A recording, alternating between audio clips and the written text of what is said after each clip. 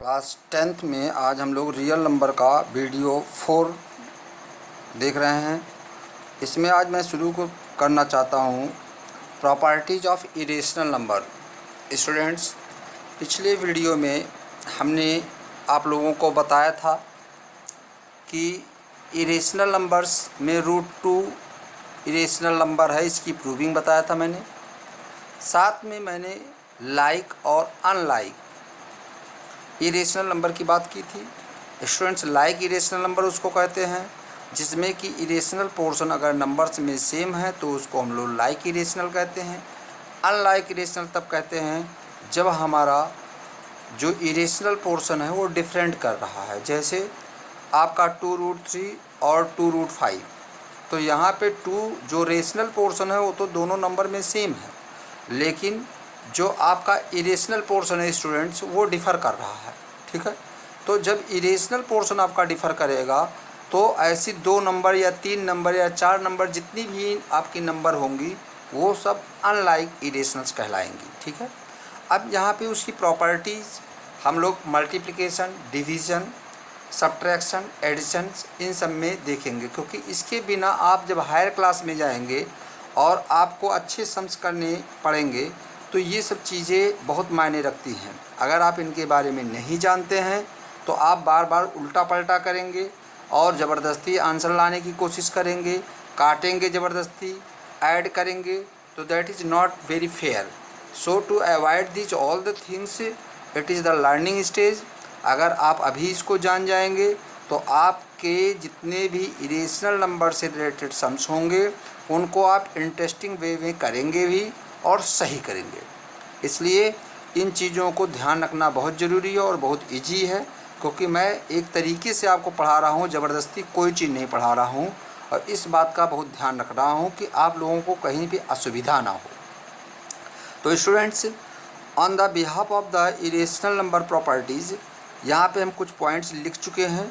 चूँकि हमारे पास टाइम कम रहता है, वीडियोज़ में टाइम ज़्यादा लगता है, इसलिए इनको लिख लिए आपको समझा दे रहे हैं। ठीक है, जैसे मैंने पहले लिखा, फर्स्ट पॉइंट मैंने लिखा है product of rational and irrational number is irrational. ठीक है, मैंने लिखा कि product of rational and irrational, product of rational and irrational is always irrational. तो मैंने लिया भी है, यहाँ पे आप ले रहे हैं 2 और यहाँ पे ले रहे हैं √3। 2 आपका रेशनल है, √3 आपका इरेशनल है। तो फाइनली जो 2√3 आ रहा है ये आपका इरेशनल ही आएगा। ठीक, उसके बाद सेकंड पॉइंट मैं ले रहा हूँ कि product of irrational and rational it is also same.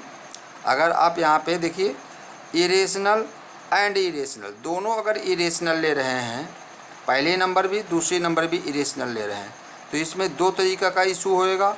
हो सकता है कि ये दोनों लाइक हों, हो सकता है ये दोनों अनलाइक हों।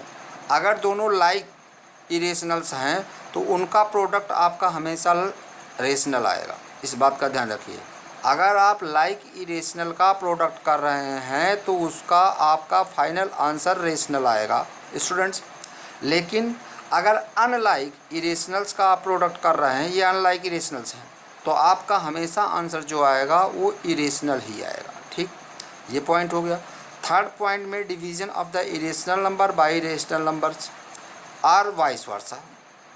अगर हम किसी भी इरेशनल नंबर को डिवाइड कर रहे हैं रेशनल नंबर से या रेशनल नंबर को डिवाइड कर रहे हैं इरेशनल नंबर से, हमेशा फाइनल आंसर जो आपका आएगा स्टूडेंट्स वो हमेशा इरेशनल नंबर ही आएगा। यहाँ देखिए, ये पोर्शन मेरा इरेशनल है, ये पोर्शन रेशनल है, तो फाइनल आंसर जो ये आ रहा है ये इरेशनल ही हुआ।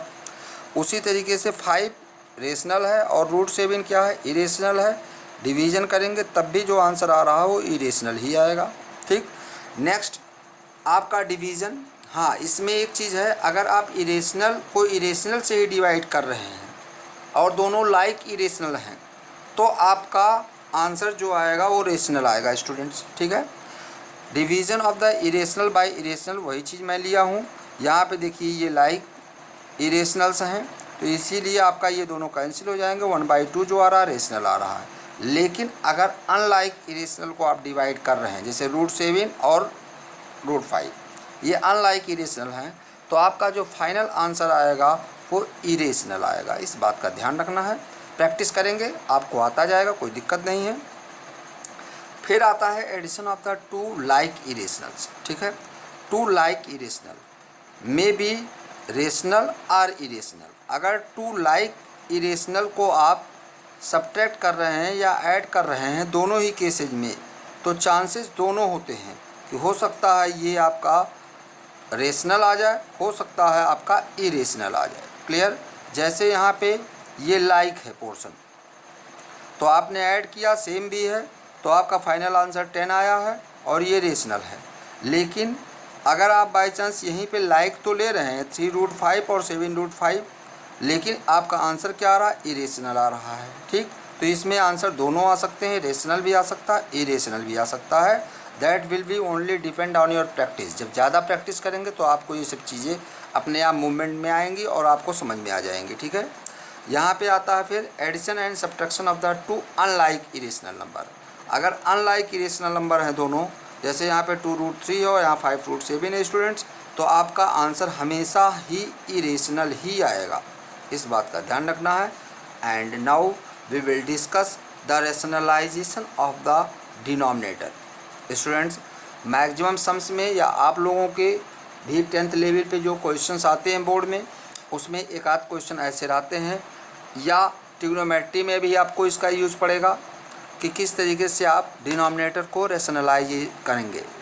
ठीक है, रेशनलाइजेशन का मतलब क्या होता है कि अगर आपका डिनोमिनेटर इरेशनल फॉर्म में है तो उसको रेशनल में कैसे करेंगे स्टूडेंट। जैसे यहाँ पे दिया हुआ है 1/√2। ठीक है, तो अब हमको ये पोर्शन अगर इरेशनल भी है, रेशनल करना है, तो नेचुरल है, आपको मालूम होना चाहिए कि √2 × √2 इज इक्वल टू कितना होता है स्टूडेंट? 2 होता है। क्यों होता है? क्योंकि रूट का मतलब होता है उसकी पावर हाफ, क्यूब रूट का मतलब क्या होता है? उसकी पावर 1/3, फोर्थ रूट का मतलब क्या होता है? उसकी पावर 1/4। ठीक है, तो स्क्वायर रूट का मतलब होता है पावर हाफ। तो यहाँ पे 2 पावर हाफ और इंटू 2 पावर हाफ स्टूडेंट। तो आपको मालूम होना चाहिए कि अगर बेस सेम होते हैं, ठीक, तो पावर ऐड हो जाती है। तो यहाँ पे 2 हाफ और प्लस हाफ तो इक्वल टू कितना हो जाएगा? 2 पावर 1। और इसीलिए हमारा √2 × √2 इक्वल टू 2 आता है। That is the portion of index, index का पोर्शन है ये।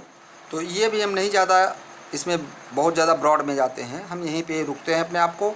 तो अगर आप यहाँ पे √2 का नीचे ऊपर मल्टीप्लाई कर देंगे स्टूडेंट, तो आपका ऊपर वाला पोर्शन √2 × 1 इक्वल टू √2 हो जाएगा और नीचे क्या हो जाएगा? आपका 2 हो जाएगा। तो आप देख रहे हैं कि यहाँ पे आपका जो √2/2 आ रहा है उसमें आपका डिनोमिनेटर जो है वो रेशनल हो गया, और इसी मेथड को कहते हैं रेशनलाइजेशन।